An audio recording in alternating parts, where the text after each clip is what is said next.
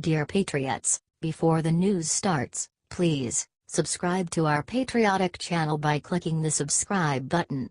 Give us a thumbs up to this video. Don't forget to leave your opinion below in the comments section. Share the news on Facebook and Twitter so you friends see it. Thank you. Joy Behar defends Al Franken after groping her. Meghan McCain crushes her for it. Democratic Senator and former Hollywood comedian Al Franken has been accused of groping various women. And there is photographic evidence against him. But this didn't stop the View's Joy Behar from defending him. Even though a photo of him groping her has been spreading around the internet. It was disappointing to hear this about Al Franken. I can't back Al. He's a very funny comedian, he was during this time. He's a senator from Minnesota. He's a great advocate for women. It's just so disappointing. Men of all different stripes are out there doing crazy SHT, said Behar. After calling Franken a great advocate for women, Behar also tried to demean the woman who accused him, saying the photo of him groping her was a joke. In the picture he was obviously making a joke. I don't know if he actually had his hands on her, but it's the part, about the USO skit, where he thrust his tongue down her throat, allegedly, and forced her to kiss him. That is what you call non-consensual assault, Behar said. Behar also tried to pivot to President Trump when they talked about Franken on The View, but Meghan McCain would not let her. What about Trump? His people are saying that those women who accused him are liars, said Behar. This is serious. I know her. And when you're saying what about Trump, this is about Leanne. This is an epidemic. Bipartisan, across party lines, responded McCain.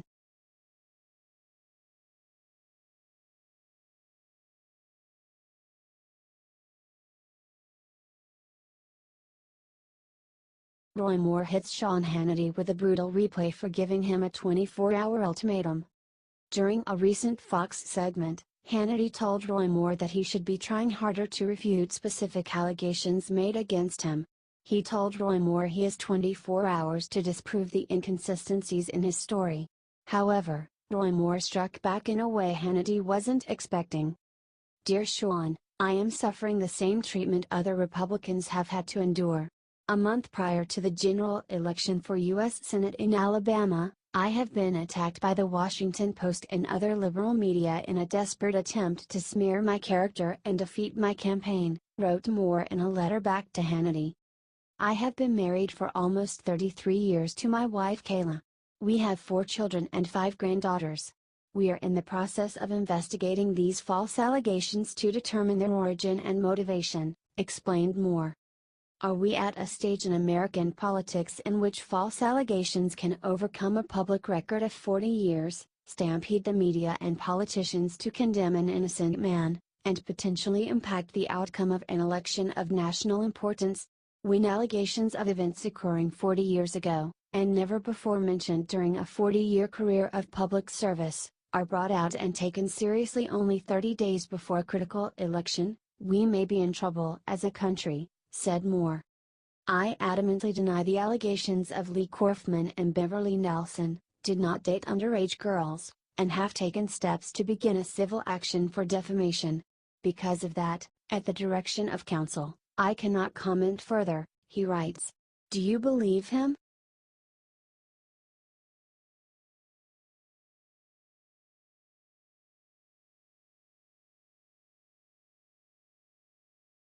Melania just did one thing no other First Lady ever could, and entire USA's saying thanks Melania.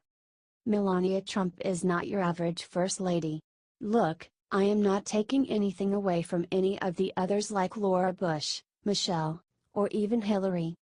I am just saying Melania owns her own very successful business and created her own brand, before she came to the White House. Sure, the others have brands now, but none had one before the White House. Except Melania. Which makes her unique and, like her husband President Trump, the perfect choice to cut the fat from the bloated budget. And this is not a criticism of Michelle or Laura, we want out leaders and their families to be comfortable, so we give them huge budgets, and more of a compliment to Melania. Because as a businesswoman she knows what is needed and what is extra and knows how to stretch a dollar. Just like her husband. and with our deficit problem it comes just in the nick of time. Melania has significantly cut the fat from Michelle's and Laura's and Hillary's budgets and is saving taxpayers a good chunk of change in the process. According to new report by Fox News, in President Barack Obama's first year Michelle had 16 on staff who earned a combined $1.24 million a year. Melania Trump? 4 are listed in the report but her communications director says there are 9. Either way the total cost to taxpayers is just $486,700. As with all things that she does, she is being very deliberate in her hiring, focusing on quality over quantity, Communications Director Stephanie Grisham said. It is important to her that the team is a good fit for what she wants to accomplish as First Lady, and that everyone works well together. She also wants to be mindful and responsible when it comes to taxpayer money. FactCheck.org released their own rankings and found Michelle came in first with 24 staffers in her most lavish year, followed by Hillary with 19 and Laura Bush with 18. Melania Trump has between 4 and 9 staffers. Join me in giving a thank you to Melania for saving us something, however small.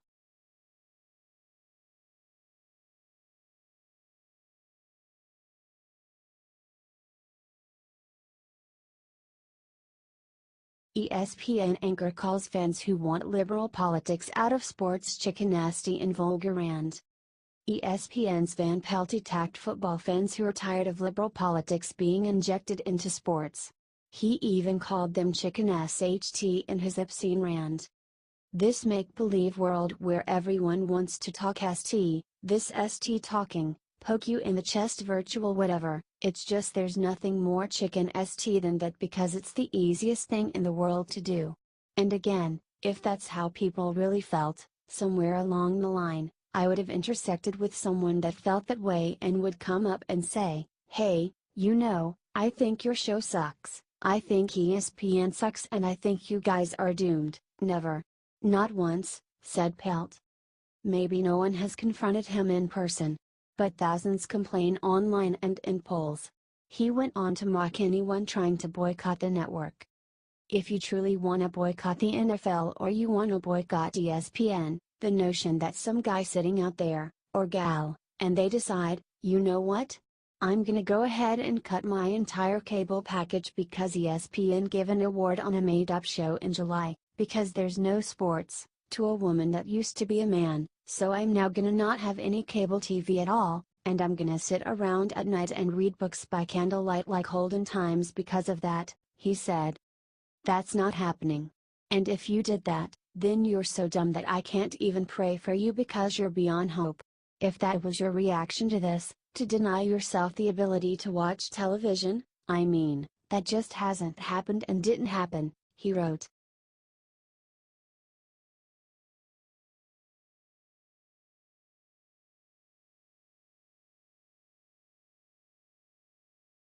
Fox's McCallum destroys LA Times for saying she only has a job because she's a blonde Barbie. Fox's Martha McCallum went after an LA Times writer David Horsey who wrote that the women who work at Fox are blonde Barbies in short, tight skirts. The writer dismissed all of their hard work in his sexist attack and McCallum wasn't willing to let him get away with it. Mr. Horsey has no idea what it is like to be part of this network. We work hard, get our stories right and are proud of what we do and the success we've achieved. We're experienced journalists and reporters, most of us have been at it a long time. Between us, we've worked at all the networks and most prominent newspapers and publications. We're proud that our lineup is stocked with some of the sharpest, brightest women in the business, wrote McCallum. I started my career at the Wall Street Journal, before moving on to CNBC and NBC. In my 13 years at Fox News, I have covered countless national and international stories, 4 presidential election cycles from beginning to end as a reporter, an anchor and a debate moderator. I now host The Story, a primetime news program, which has been #1 in its time slot since it premiered. Our success is not about hair color or skirts. It's about elbow grease, dedication and sacrificing time with our families and friends. We are fine with that, it goes with the territory, she wrote. We live in scary times though, as evidenced by Mr. Horsey's column. A society where divisiveness leads to crassness that seems to feel it's justified by political bent. Is that really who we want to be? Is that what our nation was built on? Is there a level of respect we could consider the starting point for debate or judgment? She wrote.